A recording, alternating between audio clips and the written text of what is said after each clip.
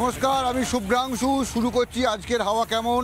আমরা যেটা করি, হাটে ঘাটে মাঠে সব জায়গায় যাই, মানুষের সঙ্গে কথা বলি, সাধারণ মানুষের সঙ্গে কথা বলি, জেনে নিই মানুষের মনের কথা, আলোচনা করি। আজকে আমরা এসেছি সল্টলেকের বৈশাখী এলাকায়।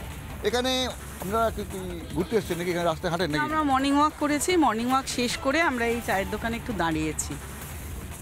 আপনারা সকালবেলায় মর্নিং ওয়াক করছেন, বেশ ভালোই আছেন। ঘুম থেকে উঠছেন, হাঁটছেন, চলছেন।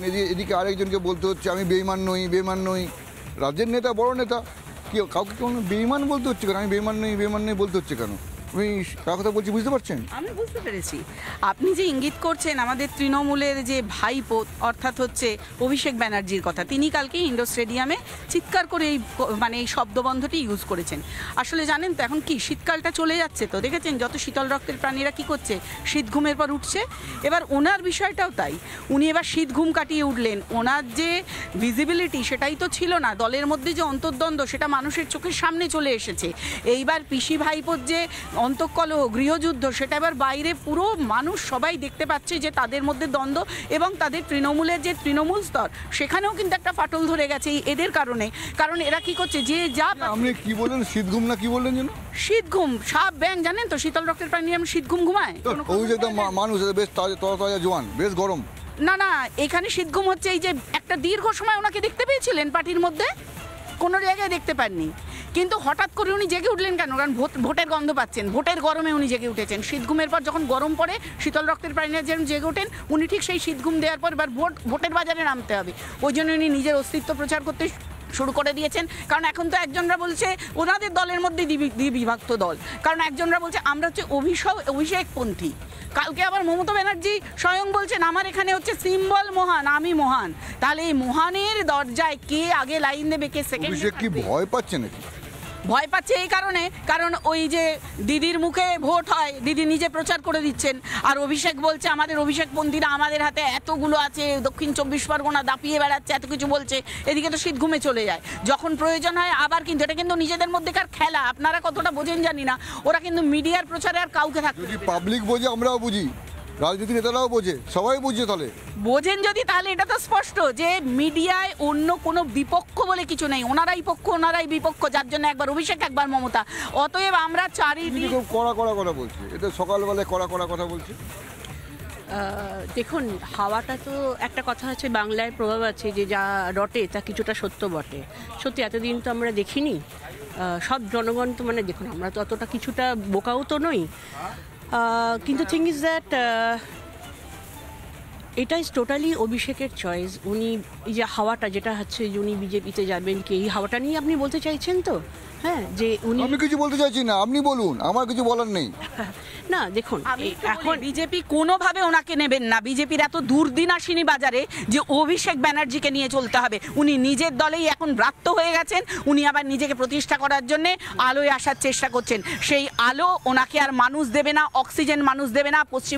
পশ্চিমবঙ্গবাসী বুঝে গেছে এটা একটা চোরের দল, লুটবাজের দল। এরা যে কোটি কোটি টাকা যে অভিষেক ব্যানার্জি লুট করেছে, পশ্চিমবঙ্গের জনসাধারণের করের টাকা লুট করেছে, বালি খেয়েছেন, গরু খেয়েছেন, কয়লা খেয়েছেন, এখন এসএসসি চাকরি খেয়েছেন, সব কিছু খেয়ে পেট ভরে গেছে। এবার আবার মানুষের ভোট খাওয়ার জন্য উঠে পড়ে লেগেছেন। এই ভোট আর মানুষ খেতে দেবে না, কারণ ভোট খাওয়া মানে মানুষের প্রাণের সংশয়, পশ্চিমবঙ্গে থাকার সংশয়। এই সংশয়ের পথে, এই দুর্দিনের পথে পশ্চিমবঙ্গের মানুষ এগোবে না।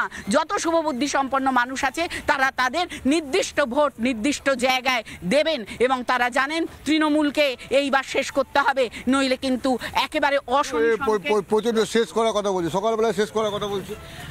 দেখুন, জনগণ, আবার বললাম, জনগণ বোকা নয়। যা দেশের অবস্থা, জনগণ জানে ভালো করে কাকে ভোট দিতে হবে, কাকে ভোট দিতে হবে না। আর অভিষেকের যে হাওয়াটা যেটা চলছে, যে গুজব যেটা চলছে, দ্যাট ইজ অ্যাবসলিউটলি অভিষেকের চয়েস। এখন দেখুন, আমরা কেউ জানি না কতটা সত্যি কতটা মিথ্যে, গুজব কোথা থেকে ছড়াচ্ছে, কিভাবে চড়ছে, কিন্তু এটা আমি জানি it is his choice. If he wants to join BJP, that is up to him. BJP join করবে বলে আমরা মনে হচ্ছে এত বড় সম্রাট, এত বড় যুবরাজ, হট করে বিজেপি জয়েন করে যাবে, আর সেই জন্য এখন বেমান। এবার একটা কথা বলি, আমরা কি দেখিনি যে প্রতিটা দল যখনই যে আসছে, পুরো সেই দলগুলো, ধরুন সিপিএম এর নেতাদের নাম আমি বলছি না, মুদ্রা কথাটা বলুন, এত বড় করে না, ছোট করে বলুন তো। ছোট করেই বলছি। দেখুন, আজকে যারা তৃণমূলে আছে তারা কি, তারা তো সিপিএম থেকে এসেই তো জয়েন করেছে। দল ভাঙাভাঙি হয় চাকরির মতন। আপনি কি চাকরি করেন? আপনি না কি করেন? আমি গান করি, গান গান শেখাই। করেন? এখানে গান করেন, এখানে কি গান হবে? দল ভাঙার গান না অন্য কোনো গান? দেখুন এখন পাবলিক সবই বুঝতে পারছে, সবাই কে কি করছে না করছে সবই বুঝতে পারছে। হ্যাঁ, তো এখন সবাই সেই বুঝেই, জনগণ সেই বুঝেই ভোট দেবে, কাকে দেবে না দেবে। বেঈমান বলতে হচ্ছে, বলতে হচ্ছে প্রকাশ্যে সবাই কি বলতে হচ্ছে? হ্যাঁ, উনি এখন নিজেকে প্রমাণ করার চেষ্টা করছেন যে উনি যেরকম ছিলেন সেরকমই আছেন। হ্যাঁ, তো সেই হিসেবেই উনি হয়তো কিছু নিজেকে প্রমাণ করার চেষ্টা করছেন। এক একটা মানুষজন তো মানে বিভিন্ন মানুষ বিভিন্ন কথা বলছে। এবার সে তো বটে, বলবেই, মানুষ বলবে, কারণ মানুষ আগে দেখুন তো রাস্তাঘাটে কোনোদিন মমতা বন্দ্যোপাধ্যায় নিয়ে, তৃণমূল নিয়ে মানুষ একটা মুখ খোলার সাহস পেয়েছিল? কোনোদিন পায়নি। আজ 4টে লোক রাস্তায় জড়ো হোক না, বাজার করতে আসুক, ছিছি করছে, মমতা অভিষেকে নিয়ে ছিছি করছে। এরা নিজেরা পিসি ভাইপো নিজেদের সংসারে কে কাকে ঠেলে ফেলে দিচ্ছে বাথরুমে, কে কখন কাকে পাশে বসাচ্ছে এবং বলছে একসাথে কাজ করতে হবে, কখন তারা বিভাজনের রাজনীতি করবে, কখন তারা একতাই বল দেখাবে, সেটা তো আমাদের দেখার বিষয় না। মানুষ কেউ চোখে ঢুলি পড়ে নেই, মানুষের বুদ্ধি আছে। মানুষের বুদ্ধি আছে, মানুষের বুদ্ধি আছে, মানুষ বুঝতে পারছে। এক এক মানুষ এক এক কথা বলছে, নিজেদের মত বলছে। তো আজকে আমরা হাওয়া কামনে সকালবেলা এসেছিলাম, ফাল্গুন মাসের এখানে হাওয়া ঠান্ডা এখানে, কিন্তু মানুষের মনে বেশ গরমাগরমি আছে। ঠিক আছে, আগামীকাল আবার অন্য কোথাও যাব, জানবো মানুষের মনের কথা। তবে আজকে এই পর্যন্তই হাওয়া কেমন। আগামীকাল ফের অন্য কোথা থেকেও শুনবো মানুষের কথা, হাওয়া কেমন।